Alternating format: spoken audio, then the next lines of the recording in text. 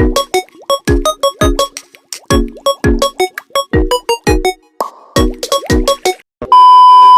will you do if one day your family crops will dry up, flood, wash them away, all because of El Nino or La Nina? Good noon everyone.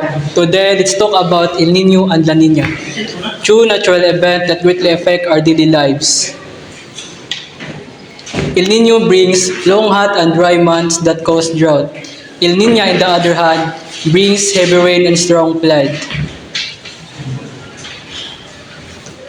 These two are opposite, yet both harm our crops and water supply. When El Nino strike, the land becomes too dry and the river begin to fade. When La Nina comes, floods damage our farms and homes. This event affect not only the farmers but also every family who depends on them. Understanding their effect will help us to prepare for their impact. Together, we can learn how to live with nature changes instead of fighting against them. In Nubay, many families know how hard it is when El Niños arrive. The heat becomes intense, the crops start to wither,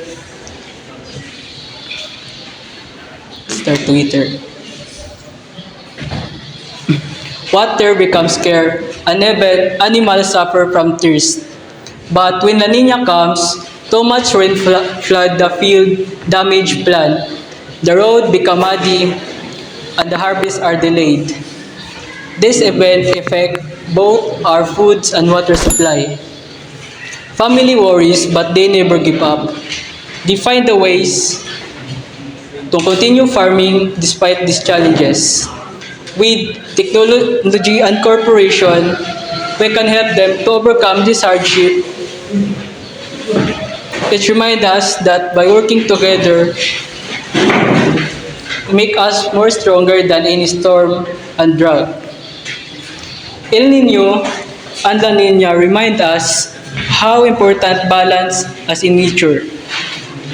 They show how fragile our food and water system can be. But they also teach us the value of care, unity, and innovation. As BSIT student, we can create solutions that help farmers and communities prepare for changes. Thank you.